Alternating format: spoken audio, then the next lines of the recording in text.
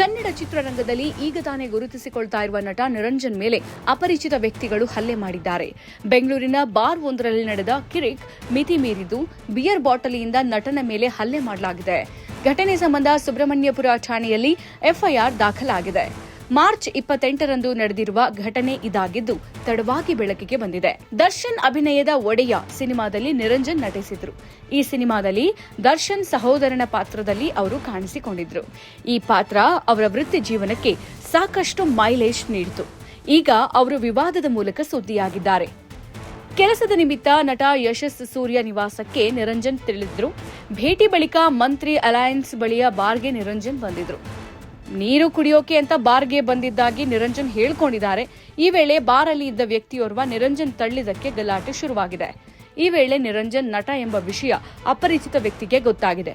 ನೀನು ನಟನಾದ್ರೆ ನನಗೇನು ಅಂತ ಅಪರಿಚಿತ ವ್ಯಕ್ತಿ ಬೈದಿದ್ದ. ಈ ವಿಷಯದ ಬಗ್ಗೆ ಬಾರ್ ಮಾಲೀಕನ ಜೊತೆ ಮಾತನಾಡುವಾಗ ಬಂದ ನಾಲ್ವರು ನಿರಂಜನ್ ಜೊತೆ ಮತ್ತೆ ಕಿರಿಕ್ ಮಾಡಿಕೊಂಡಿದ್ದಾರೆ. ಈ ವೇಳೆ ದುಷ್ಕರ್ಮಿಗಳು ಬಿಯರ್ ಬಾಟಲಿಯಿಂದ ನಟನ ತಲೆಗೆ ಹೊಡೆದು ಹಲ್ಲೆ ಮಾಡಿದ್ದಾರೆ. ಘಟನೆ ಸಂಬಂಧ ಸುಬ್ರಹ್ಮಣ್ಯಪುರ ಠಾಣೆಯಲ್ಲಿ ಎಫ್ಐಆರ್ ದಾಖಲಾಗಿದೆ. 2017ರ ಜಲ್ಸಾ ಚಿತ್ರದ ಮೂಲಕ ನಿರಂಜನ್ ಬಣ್ಣದ ಲೋಕಕ್ಕೆ ಕಾಲಿಟ್ಟರು. ನಂತರ ಕೆಲ ಸಿನಿಮಾಗಳಲ್ಲಿ ಅವರು ನಟಿಸಿದ್ದಾರೆ. ಒಡೆಯ ಚಿತ್ರದ ಪಾತ್ರಕ್ಕೆ ಮೆಚ್ಚುಗೆ ಸಿಕ್ಕಿದೆ.